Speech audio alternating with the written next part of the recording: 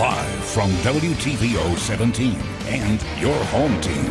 Eyewitness News at 5 starts now. Change of plans. Illinois' top doctor asks people to rethink their Thanksgiving holiday get-togethers. Vaccine on the way. A second drug company fast-tracks a vaccine to get people protected from COVID in months.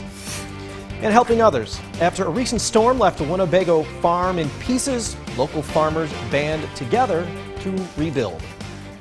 Good evening, I'm Eric Wilson. Mimi Murphy is off. Coronavirus numbers for our area are still high, but tonight the positivity rate for some counties is down and the number of available hospital beds is up. In Region 1, the 7-day positivity rate's 20.5%. Yesterday it was over 29. Boone County still has the highest rate in our area. Boone is close to 30%. But Ogle, Stevenson, Whiteside, and Winnebago counties all report lower numbers. And according to the state, hospital bed availability is up to 34%. It was 26 on Friday. Next Thursday's Thanksgiving, and state officials once again plead with people to reconsider holiday plans if that includes large gatherings. All regions across Illinois have elevated COVID cases. For weeks, local and state leaders have asked people to only be with those who are living in the same household. Today, Dr. Ngozi Ezike said any Thanksgiving Day events should be in line with COVID restrictions. Do your plans include those who are over 60? Do your plans include those who have medical conditions that put them at higher risk? Are some of your intended guests pregnant? You have to be thinking about all of these things before you bring additional people into your home. Instead, Dr. Ezike suggests to host Thanksgiving virtually. One of the more popular apps, Zoom, is doing away with time restrictions on Thanksgiving so you can talk with your family safely from a distance. If you need to get a COVID test, 2 free community sites are open in Rockford, and the state's offering a few others this week outside of Winnebago County. There's testing tomorrow and Wednesday at Northern Illinois University and Thursday in Paw Paw in Lee County. Both of those are from 9 to 5. Then on Sunday, you can get a test at Fiesta Market in Belvedere from 8 until 4. The Dow closes at a record high for the first time since February, recouping all the losses during the pandemic. It's all as hopes for a vaccine grow. Drug maker Moderna announced its vaccine is 94.5% effective. That's the second breakthrough in just a week. Raquel Martin has more on when the country's most vulnerable could be vaccinated as she keeps you connected to the nation's capital. With drug maker Moderna now the second U.S. company to announce a promising coronavirus vaccine. And that's really exciting. The chief advisor to Operation Warp Speed says he believes the entire U.S. population could be vaccinated as early as June. We may be able to immunize up to 20 million people with 2 shots of the vaccine in December, and then going forward from there, about 25 million every month. Dr. Moncez Slaoui says once the FDA gives approval, his team is ready. The state will decide and tell us where to deliver those vaccines, for instance, into elderly nursing homes or into pharmacies. Already millions of doses are stockpiled, and he expects 2 more vaccines in the pipeline will also be approved. Some may be best suited for frail elderly people. Some may be best suited for babies. It's by adding all these vaccines over time that we feel confident. But once vaccines are available, the next question is whether Americans will be confident enough to take them. We now have to convince people. Dr. Anthony Fauci says Americans will have to trust the science before life can return to normal. We've already crossed the line of efficacy. We're there. We've got to get people to be vaccinated. We will make every data available. Dr. Slaoui says his team will work hard to build that trust in the coming months. In Washington, Raquel Martin. 2 men are wanted for robbing a pair of Rockford Walgreens stores. The first crime happened last night around 8:45 at the store on 11th Street in Sandy Hollow. Then the pair hit the store on East State and 9th Street. Police say the 2 men in these surveillance pictures walked into the store, showed a gun, and demanded money from the clerk. Both men were wearing masks. One had on a blue sweatsuit with yellow stripes, the other a brown trench coat. If you have any information on either of these robberies, call Rockford Police or Crime Stoppers. That's also who you should call if you know where this woman is. Rockford Police are asking for help finding Leanne Correa Rios. Someone reported the 42-year-old missing Thursday. She was last seen at the Black Hawk housing complex. 3 people were taken to the hospital this morning after a crash in Boone County happened around 7 at Spring Creek and Town Hall Road. Boone County Fire responded to the 2-vehicle accident. These pictures show both cars with extensive damage. That white van ended up on its side. The minivan's front end is smashed in. No word yet on exactly what happened. Last week's storm ripped apart a Winnebago County farm. The barn collapsed. The farm lost a couple of cattle. On top of cleaning all of that up, the family still had to harvest this year's crop. Michelle Ravi shows us that's when some of the neighbors stepped in.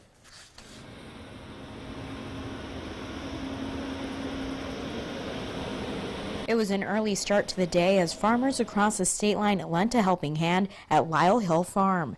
There's probably 7 or 8 combines and over 10 grain carts and close to 30 semis. Last week's storm caused significant damage to the farm. Bernie Walsh was just one of several volunteers who helped harvest the last of his crop. I thought they need help, and anybody that could help was willing to help, and everybody came together. They still had a lot of acres of corn left to pick, and they're such good people that everybody in the whole area wanted to get together and help them harvest the remaining acres of their corn. Hill is grateful for this gesture from the farming community. You know, it's not about the money, they just volunteer and show up. So we really thank everybody, you know. It's hard to, we've participated in some things like this, but nothing to this scale. Julie Newhouse, president of the Winnebago Boone Farm Bureau, says there was an overwhelming amount of people wanting to help. You may not even know someone, but if it's part of your industry, which is agriculture, we come together. Because of this support, Hill can now work on other areas of the farm. Now we can concentrate on the cattle and getting our shed cleaned up and everything like that. No problem. We're glad to help you out. And at the end of the day, Hill says you can't put a price on the kindness of others. Sometimes people like to put a monetary value on things, but it's really rewarding to see the value of people. It really is. Reporting for your home team, I'm Michelle Ravi.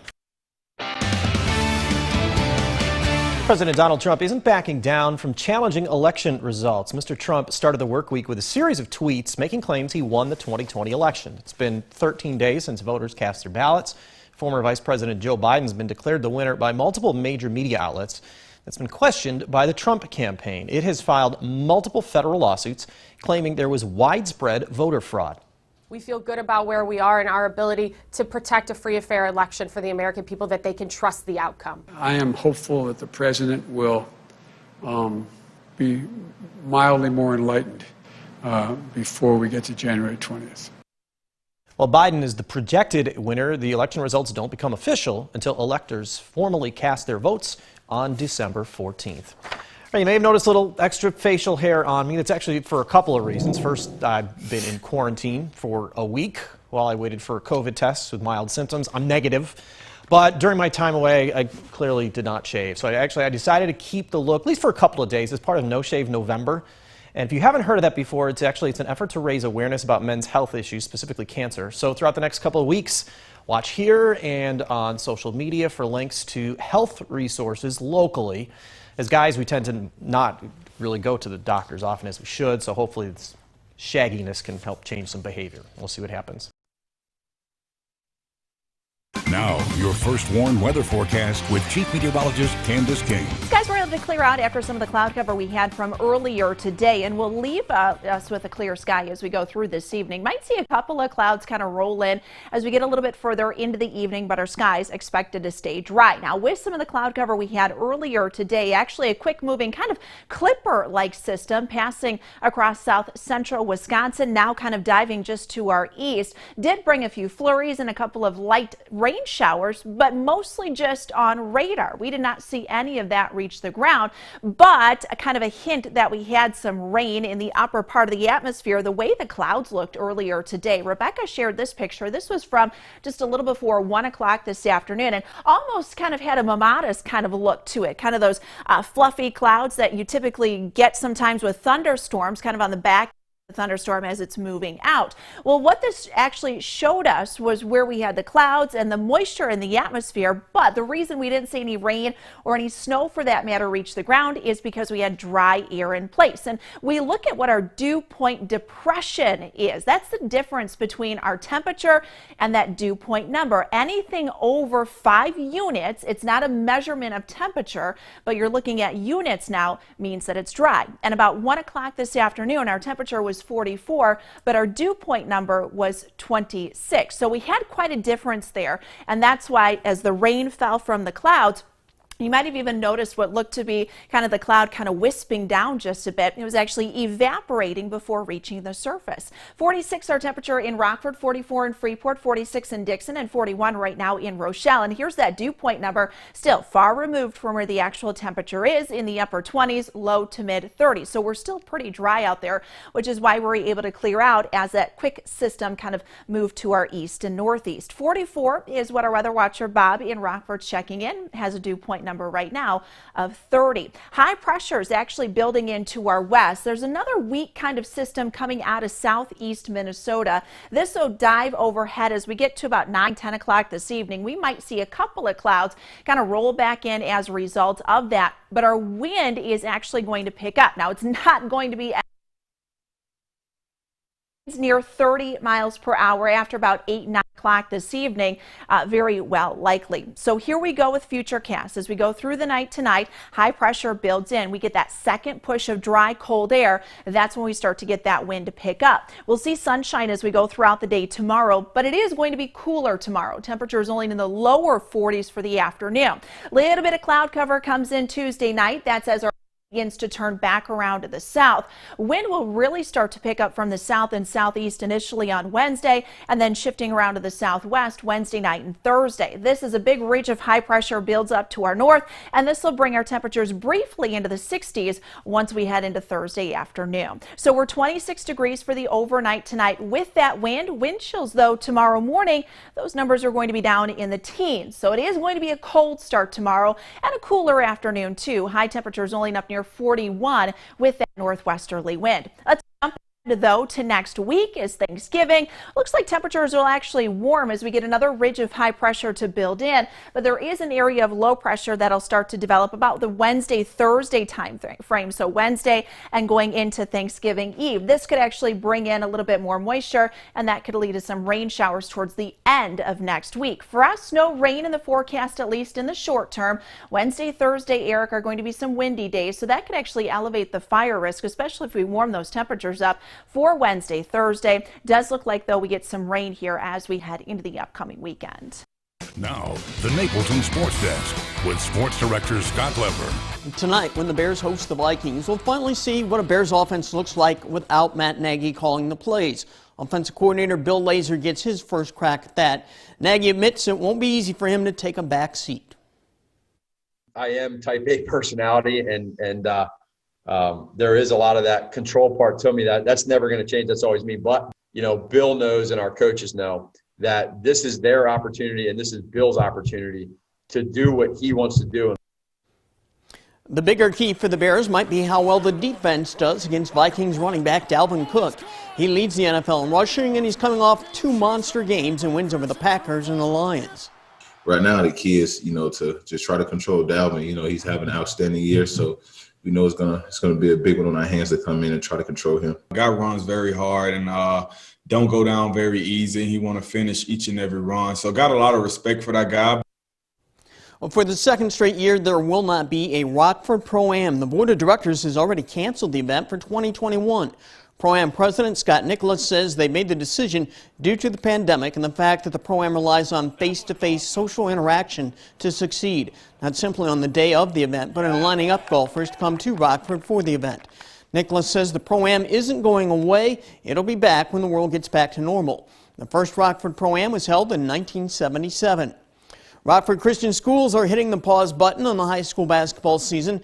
They're postponing the start of games on the advice of their insurance carrier and legal counsel until they receive more guidance from the Illinois Department of Public Health. Well, the NCAA is looking at holding all of its NCAA tournament games next spring in one location. That one location is Indianapolis. Typically, the tournament's preliminary rounds play out at 13 sites around the country, but NCAA officials believe it'll be safer to hold the event at one location. Indianapolis had already been selected to host the Final Four next year. First Warning Interactive Radar brought to us by Rockford Auto Glass and more. Skies are clear now. We'll see a little bit more sunshine, cooler temperatures as we head into tomorrow afternoon. All right, thank you, Candice, and thank you for spending a little bit of your time with us. Stay safe.